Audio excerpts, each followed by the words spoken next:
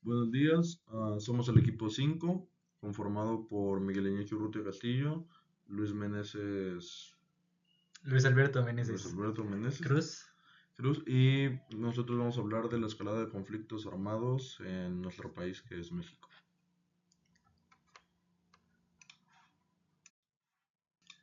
Bueno, a ver, empecemos. ¿Qué es la escalada de conflictos para empezar?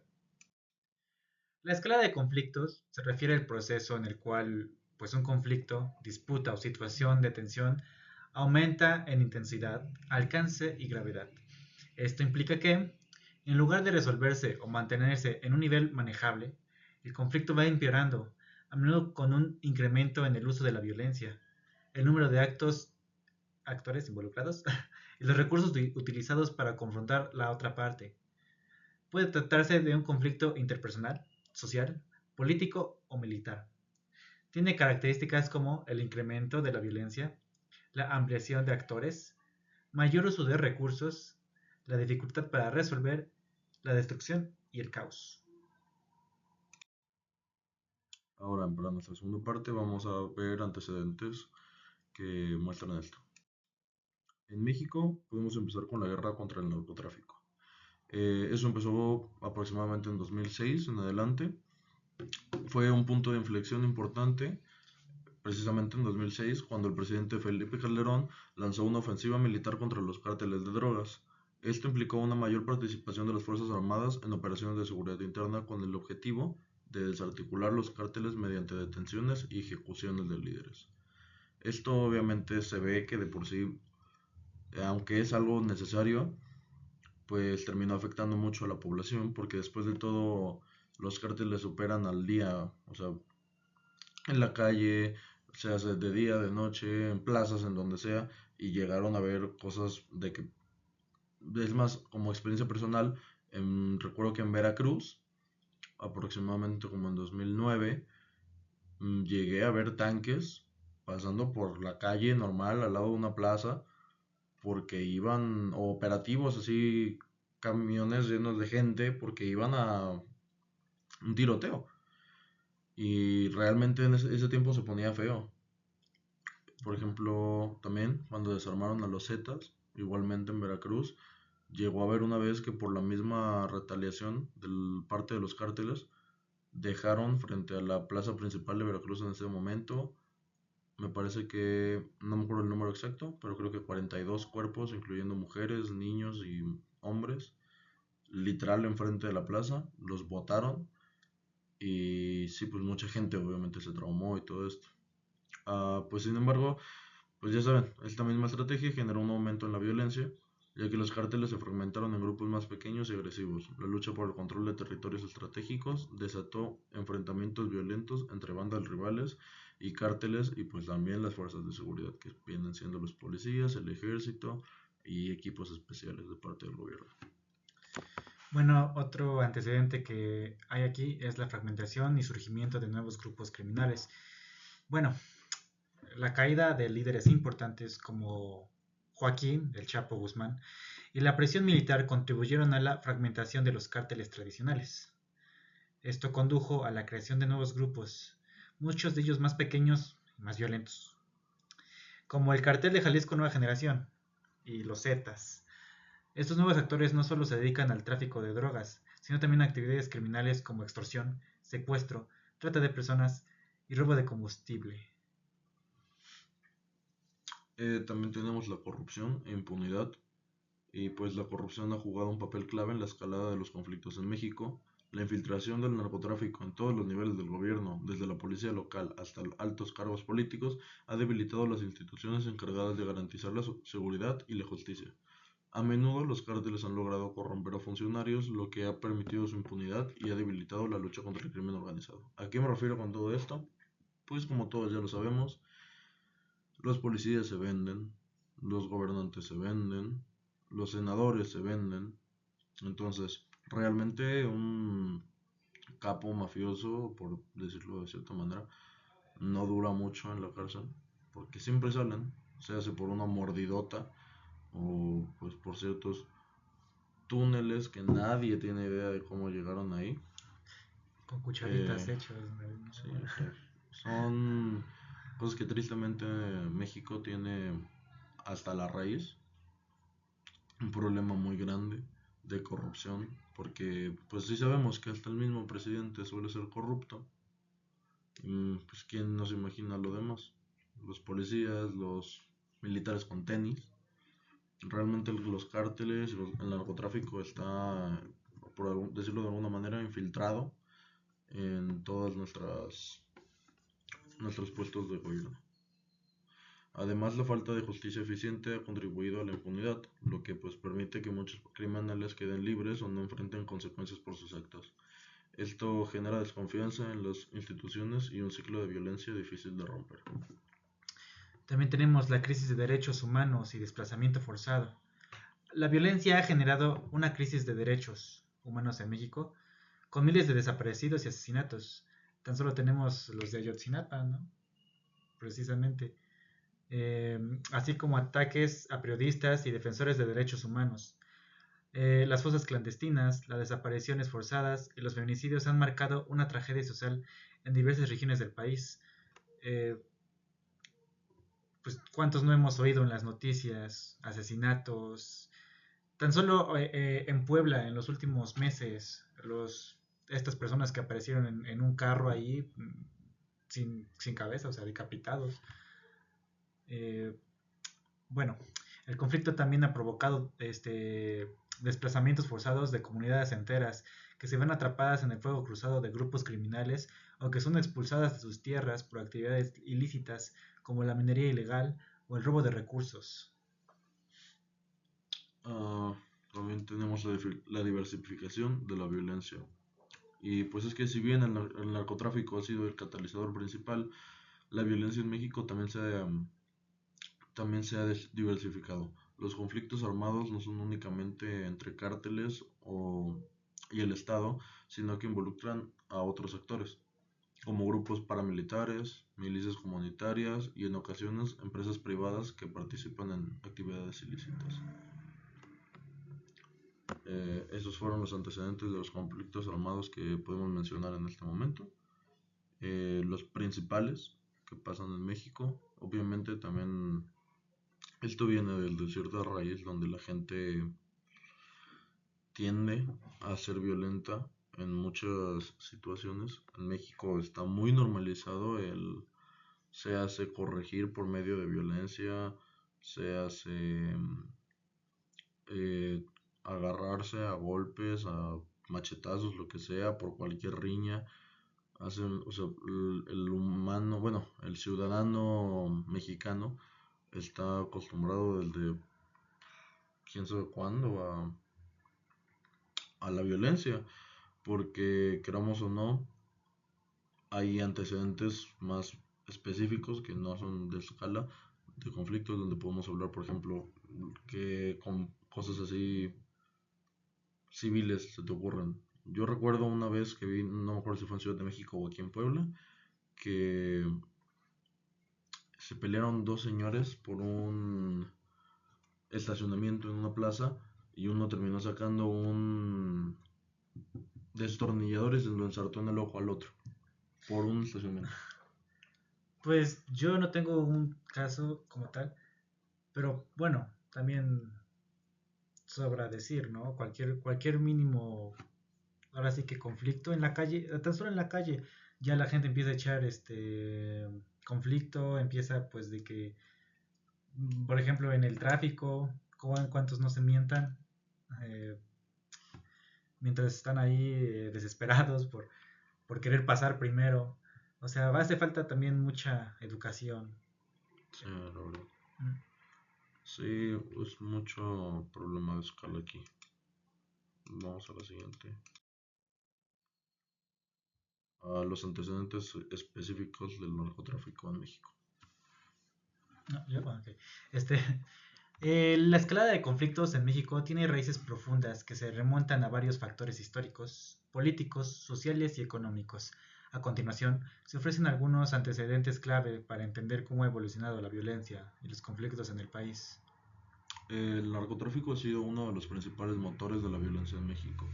Desde mediados del siglo XX, México se convirtió en un país clave para la producción y tráfico de drogas, especialmente hacia Estados Unidos. Cárteles como el de Guadalajara, el de Sinaloa, el de La Juárez y el Cartel del Golfo surgieron como actores dominantes del comercio ilícito de drogas, controlando rutas de tráfico hacia el norte.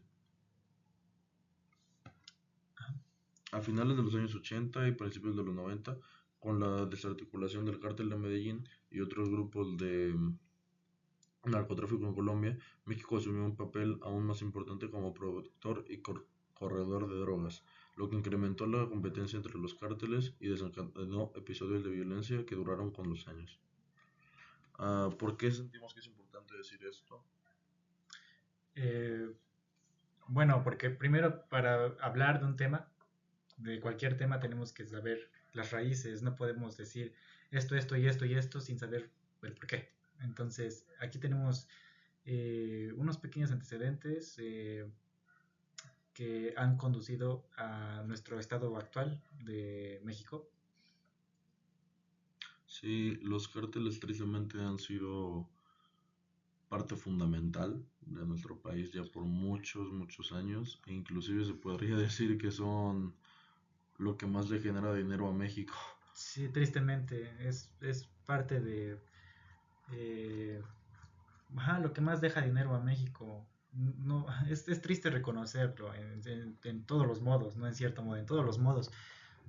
Que tu país se Reconocido. sobreviva por la venta de drogas y las extorsiones y los asesinatos es muy feo.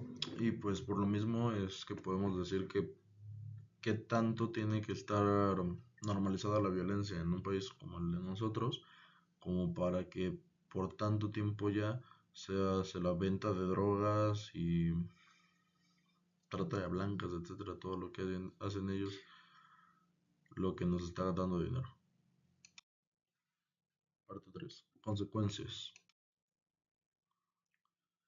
Ah, La escala de conflictos en México ha tenido consecuencias profundas y de largo alcance en diversas áreas, afectando tanto a la población como a las instituciones del país.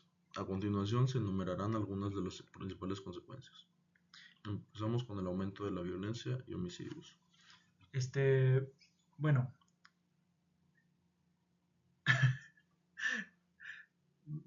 ya me... incremento de violencia. El conflicto pasa a una etapa inicial de desacuerdos o tensiones a enfrentamientos más agresivos o violentos. Pues bueno, lo hemos visto. Un problema chiquito va creciendo así, nada más. eh, pues porque sí, realmente no hay como un control de nosotros mismos y de la gente. Y entonces, por eso podemos decir que hay un aumento de violencia también.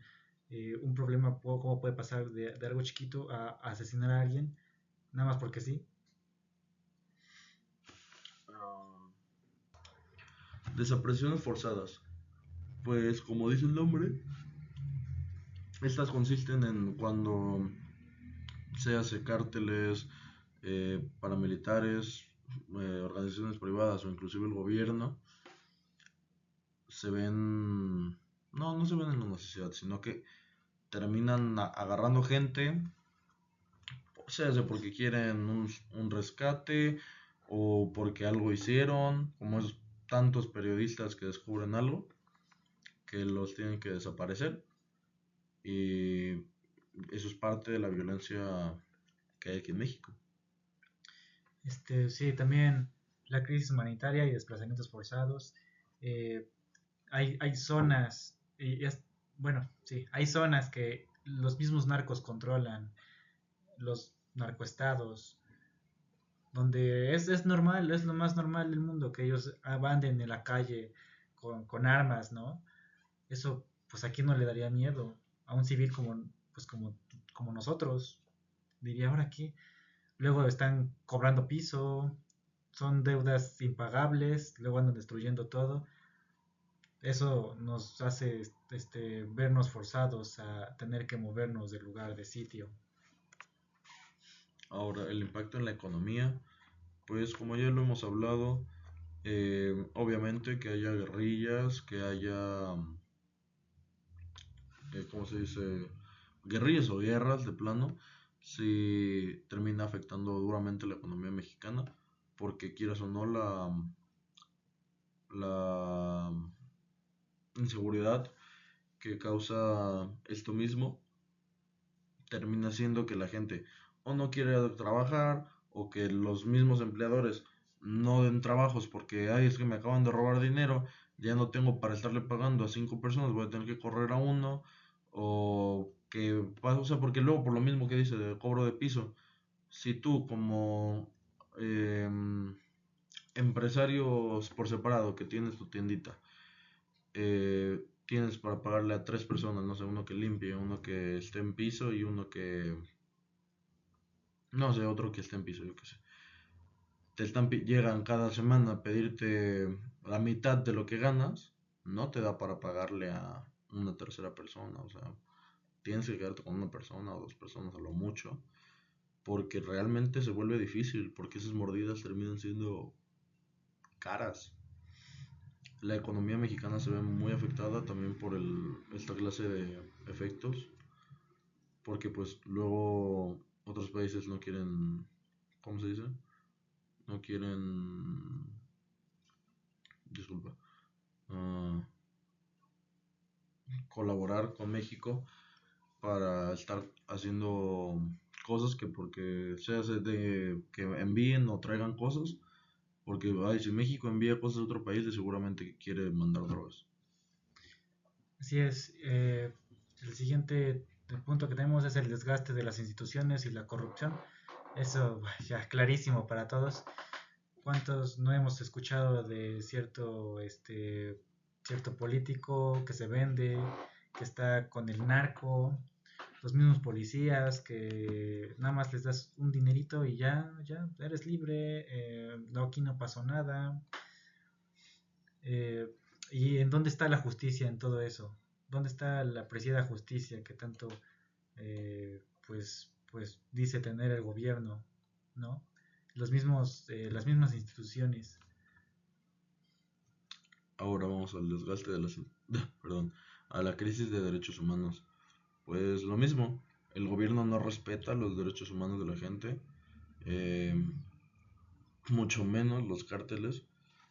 Ahora, en el momento en el que se vuelve un problema grande, volviendo a por ejemplo, 2006 con lo de Felipe Calderón, eh, es un momento donde cualquier persona es enemigo, cualquier persona puede estar confabulada con el narco, porque después de todo el narco son civiles, quieras o no, por lo que a veces no tienes idea de quién es la persona. Entonces el mismo gobierno termina yéndose por un lado donde los derechos humanos ya no le importan. Y pues obviamente el mismo narco nunca le ha importado. ¿Cuántos videos no hay que luego o cuántos videos no hay de ejecuciones de los narcos, o cosas horribles, o sea, muy muy gráficas que no puedo mencionar, que hacen los narcos? O también cuántas veces no ponen cerca de escuelas donde va a pasar un niño y lo va a ver un cuerpo colgado, que porque, ay, para que vean lo que les va a pasar a ratas, y hay un cuerpote ahí colgado, todo descuartizado, y los niños lo tienen que ver. Yo no sé dónde entraría eso en derechos humanos. Sí. Bueno, también el deterioro de la cohesión social. ¿Qué es la cohesión social? Bueno, es la calidad de las interacciones entre los miembros de una comunidad. Eh, ¿Y cómo se deteriora? Por la violencia. Pues precisamente por la violencia. No te sientes parte, no te sientes seguro en tu propio lugar de vida, donde vives, ¿no? Eh, la gente no acepta las reglas que pues rigen en el lugar, ¿no? Tal vez no la misma persona, sino los otros. Eh, pues todos sabemos que asesinar no debes de asesinar a nadie, ¿no? Y en estos casos, ¿cuántos no? Apenas hubo, de hecho, uno por mi casa. Mataron a uno así nomás. Ajá, lo baleaban afuera de su casa. Y eso, pues uno que se levanta todos los días para ir a la escuela, para ir a trabajar, lo que sea, y pues se entera de esto o lo escucha o lo ve, eso ya no te hace estar parte de tu comunidad, eso ya pues te aísla. Ahora vamos a la amenaza a la libertad de expresión.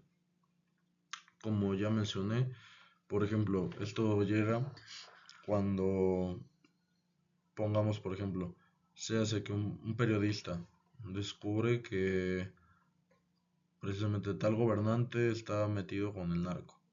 Ah, pues lo va a ir a sacar, pero lo desaparecen.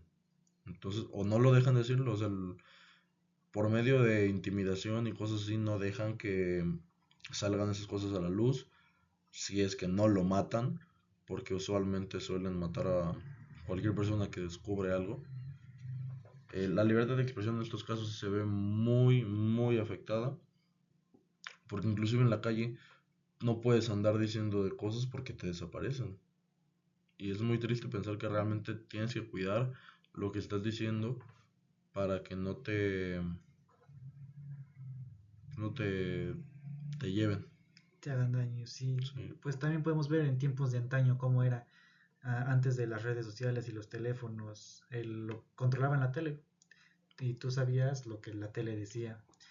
Véase el 3 de octubre, solo se enteró parte de la comunidad que vivía cerca. cierto. Todo México no se enteró, no supo, hasta mucho tiempo después. Ahorita se les dificulta un poco por lo mismo de las redes y todo, pero aún así te cachan y valiste.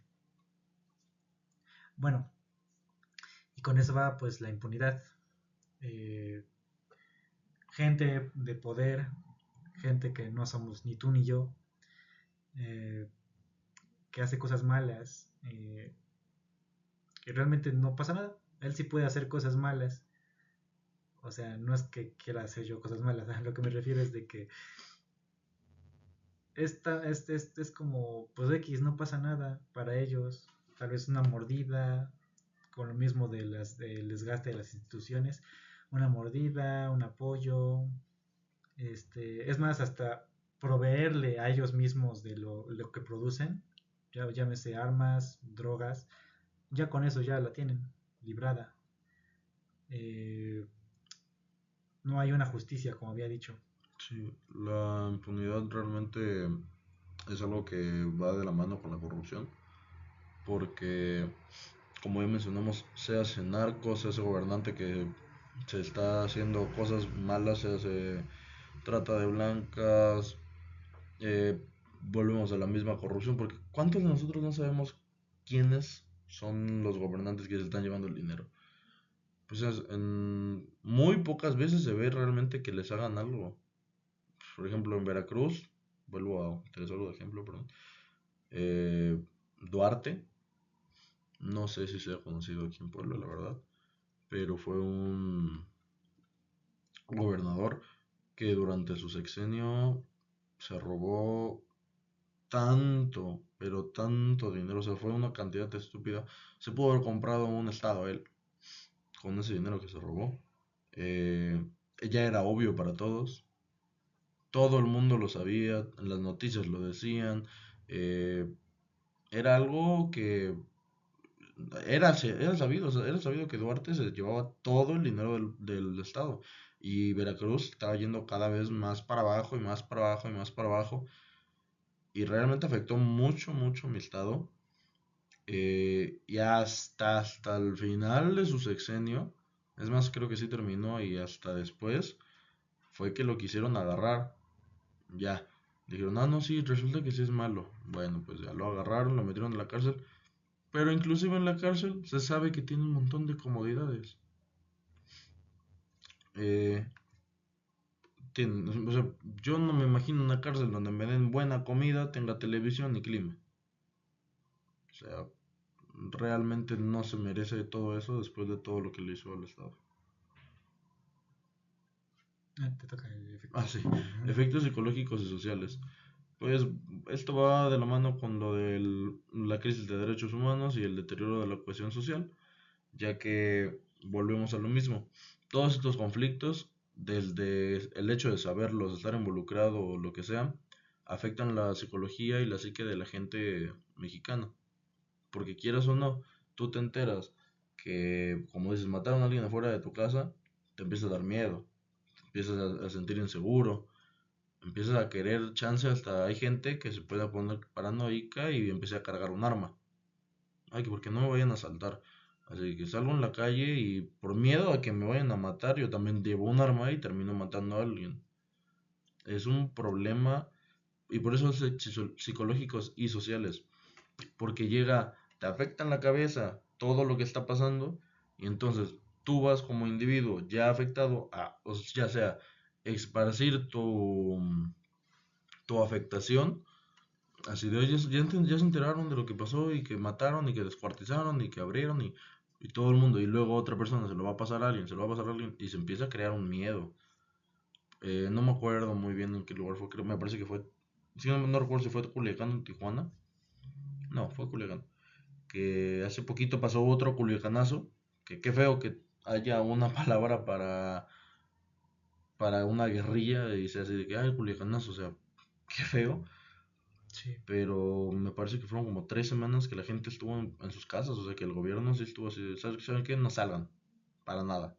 La gente que tiene que trabajar, la gente que vive al día, ¿cómo le hacen? Si salen y los matan, pero si no, o sea, y si no salen no comen, También mueren. sí, ¿qué pasa con esa gente? O sea, es un problema fuerte. Sí, y esto de la mano, bueno, también otra parte, la otra cara de la moneda, eh, deja tú el miedo, sino la gente que se ve como alzada por esto, se quiere unir, pues, gente como, ajá, gente que cree que ahí es la mejor vida y también se Sí. mete y contribuyen a esta violencia por la falta de educación, por, yo me sé, cualquier cosa. Eh, Influenciado por los medios, tal vez las canciones, los narcocorridos, los famosos narcocorridos, que hablan de lo bueno que es la vida desde ser narcotraficante. Hay gente que, pues no extrañamente, porque pues la mente humana es muy amplia, ¿no? Muy grande, pero se la creen y ellos quieren también ser parte. Bueno, ahora va la polarización y desconfianza en el gobierno. Como ya le hemos mencionado muchas veces, ya es que ya sabemos quiénes son los que permiten todo esto, los que son parte de esto, el gobierno. No necesitamos sacar estadísticas, necesitamos, con los mismos hechos que ya han pasado en todos estos años de historia de México, eh, tantos gobernantes, como había dicho mi compañero Iñaki hace rato, ya sabemos quiénes son. ¿Cómo podemos confiar en ellos? ¿Cómo podemos confiar en aquellos que nos gobiernan? Eh, si ellos son los mismos que participan, es que es como si no hubiera una solución. Sí, con tanta corrupción, la verdad, es muy normal. ¿Qué digo? Está bien criticar a los gobernantes, pues, para algo es el derecho al voto. Pero llega un punto donde, o sea, las críticas deberían ser, ay, chale, está manejando mal el dinero, chance, pagó mucho en las carreteras cuando tuvo que haber pagado más en alumbrado público. Y las verdaderas quejas son, chale, se llevó 50.000 millones y dejó 20 pesos para las carreteras, y de esos 50.000 millones que se llevó él, le separó 20 a los narcos. O sea, realmente sí es un problema donde uno, aunque no sepas ya cosas así precisas, por ejemplo, no sé, AMLO, aunque yo no sé la verdad, pero si es que se sabe, no lo sé, pero si tú no sabes así de que, ay, AMLO está metido con el narco, pero aún así lo piensas, o sea, la gente lo llega a pensar porque ya es muy común, o sea, y ya llega un punto donde tú piensas en, no, pues mi gobernante está metido con el narco, tiene que, todos lo están. Llega a ser un punto donde la gente ya no confía en los mismos que nos gobiernan y así cómo puede avanzar el país. Sí, llega un momento en el que dices, bueno, siquiera no robó tanto como el anterior. Sí, pues el menos peor. Menos peor. Y pues por último, la expansión del control criminal. Volvemos. Los narcos cada vez se hacen eh, se hacen de más poder en el país, se hacen de más, tanto fuerza militar como territorial. Pues, por ejemplo, Coatzacoalcos o el mismo Culiacán son, bueno, estados donde tú puedes llamar narcoestados, porque en todos lados hay gente así y toman las plazas, toman los lugares, toman zonas y dicen, no, esta zona es de cártel, bla, bla, bla, bla, bla, bla, bla. Y esta otra zona es de tal, tal, tal. Y luego, si se quieren expandir y dicen, no, pues el cártel de Luis quiere ir a chingarse el cártel de Iñaki, se van a avanzar y se van a avanzar y se van a empezar a dar a plena luz del día, aunque sea en la calle y haya civiles. Y ese es precisamente el problema. Vamos con la siguiente diapositiva. Parte 4. Material acerca del tema. Y bueno, a continuación queremos presentar unos ejemplos de lo que estamos hablando. Aquí tenemos 3 videos y estamos, bueno, pues vamos a proceder a verlos. Ay, perdón. No, Mm, no me dejo retroceder. bueno, ya sé, los ponemos, los pegamos Ah, sí. después. Bueno, No, ya, esto ya los ya presentamos. tuvieron que haber pasado, sí.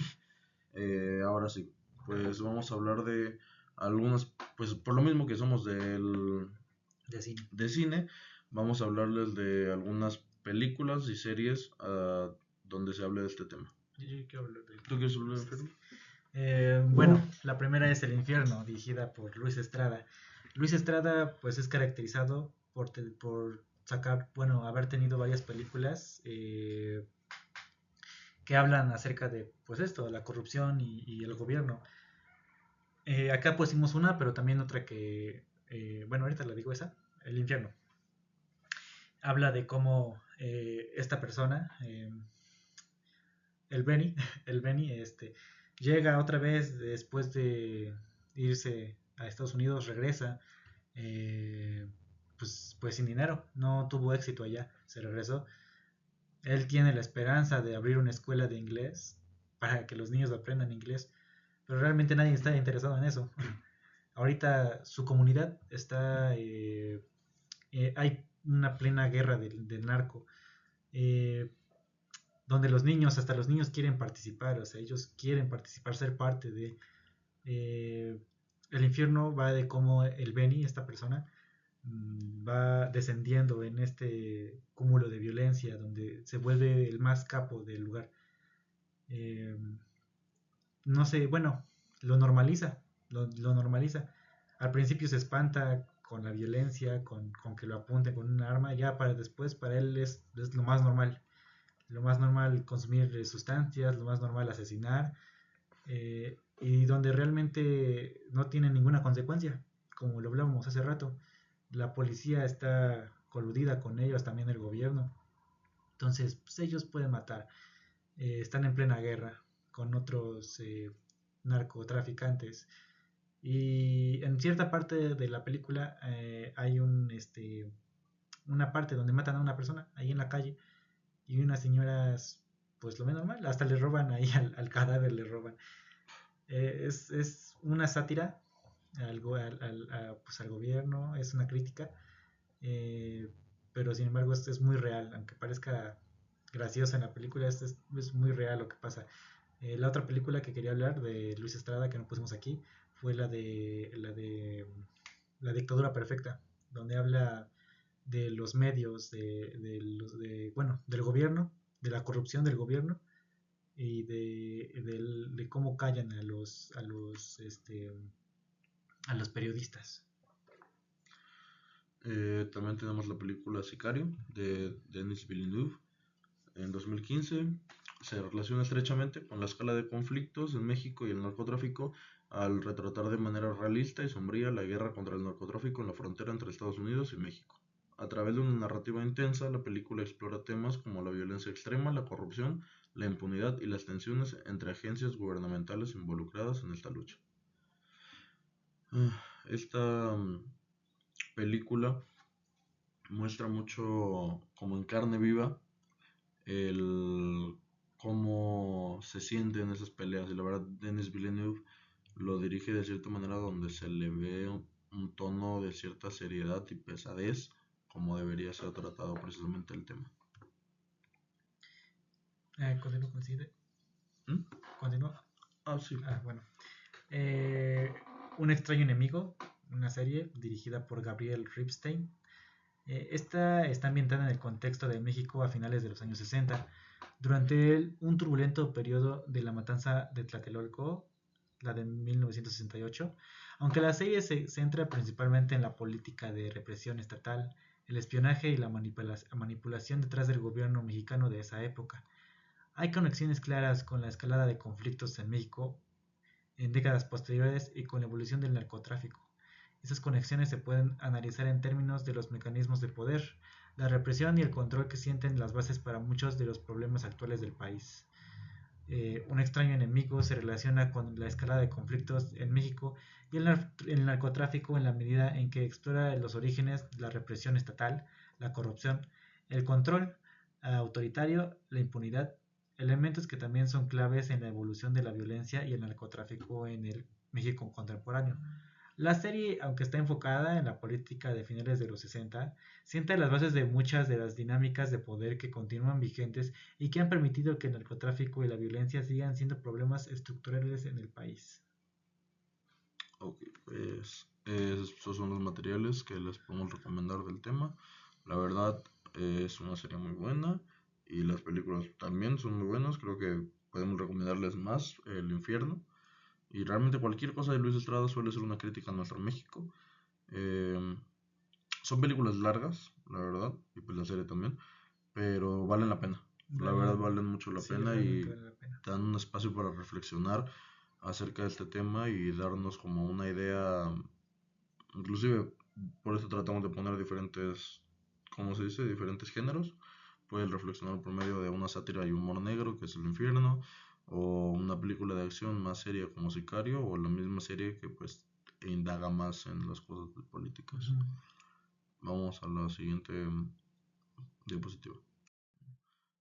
Ahora vamos a la propuesta de soluciones. Bueno, queríamos nosotros hablar desde nuestra perspectiva de cineasta de que por medio del cine involucráramos valores antiviolencia. A mí se me ocurre, bueno, se nos ocurrió mostrando lo cruel y lo violento que es esta, mostrando la guerra como es, algo así como en Buscando al Soldado Ryan, donde muestran la guerra cruda para los que ya la vieron. Sí, que no sea algo a lo que la gente aspire. No o sea, se entiende la necesidad de vanagloriar la guerra en medios, porque después de todo lo ven así como de, es que es muy genial y esto y lo otro. Pero llega un punto donde empiezas a generar que la misma gente busque que pase eso. O sea, ¿cuántos niños no hay que realmente dicen así de que, yo cuando sea grande quiero, es más, pasando a otro tema rápido, he visto videos de niños que se visten como si fueran narcos y fingen ser narcos, fingen narcoejecuciones, todo eso. Y eso la verdad está muy, muy, muy fuerte. O sea, ¿cómo es que niños pequeños de menos de 10 años saben siquiera de eso? Sí, yo también lo he visto. Bueno, la siguiente sería empezar a enseñar a las próximas generaciones desde pequeños en la escuela que la violencia está mal y darle a los niños formas pacíficas y diplomáticas de solucionar problemas. ¿A, a qué nos referimos con esto? Bueno, sí, eso tal vez lo tenemos claro, lo hemos pensado, pero realmente se cumple. Realmente en las escuelas a los niños pequeños les están enseñando todos estos mecanismos, estos formas de convivencia sana, porque hay maestras, bueno, maestras, maestros, ponles tú de kinder, de primaria, que realmente pues no les importa. Con tantos niños que hay, pues dicen, pues ya, X. Y esos valores pues los pasan por alto. No, eh, no se encariñan con su profesión, solo la hacen. No se preocupan por los niños, no se preocupan por el país. Por eso tienen que ser medidas fuertes, cosas que en la carrera para ser eh, maestro, maestra, tienen que, desde ahí tienen que decirles la importancia de esto. Sí, siento yo, creo que es sabido que el momento en el que más podemos absorber información, en el que más generamos nuestras opiniones ya de por vida, es en la infancia temprana, así que si precisamente si desde kinder, primaria, todo eso, en lugar de enfocarse más en que si pueden hacer ecuaciones cuadráticas de quién sabe qué, junto con los colores y los animales, te están enseñando em, que la violencia está mal, que no le tienes que hablar, que digo, desde la casa tienen que hacer eso, pero de nada estaría mal que la escuela te apoyara, porque después de todo eh, hay un refrán que dice que la casa es tu primera escuela y la escuela es tu segunda casa. eh, y por lo mismo, siento yo que es importante que tanto los padres como los maestros sepan maneras eficientes de inculcarle esto a los niños. O sea, de inculcarles valores donde se den cuenta de que si me peleo con alguien, lo mejor es platicar con él y llegar a los golpes no es una opción. Mucho menos, porque luego esa misma gente que le dicen así de que, ¿sabes qué? Si tal persona te hace daño, te hace algo mal, no trates de resolverlo hablando, no trates de algo así, tú agárratelo a golpes. Pues cuando crezcan, ya no van a pasar a golpes. Tienen acceso a otras cosas y dicen, ah, te me pusiste enfrente en el carril, casi chocamos, bájate, te voy a meter un fuscazo. O sea, esa gente termina con ciertos valores de, me hicieron algo malo a mí, yo me pongo así de que sí, aunque la cosa mala haya sido algo así, yo me vengo hasta acá. Supe de una historia donde había como un festival infantil, precisamente en una primaria, en la calle. Y tenían permisos para estar en la calle. O sea, la calle estaba cerrada, básicamente por eso. Entonces pasó una camioneta, no lo dejaron pasar, se regresó. Pasó otra vez, no lo dejaron pasar. Y le dijo a a la maestra que si no había actividad integrada, eh, pues era un cajut. No lo vamos a poder hacer, parece ser, porque pues no estamos con nuestros compañeros. Si se nos da la oportunidad, esperamos poder presentarlo y pues pasarlo, porque la verdad, pues está bien y siento que funciona para este, Pues esta actividad, esta actividad, sí, o esta sea, presentación.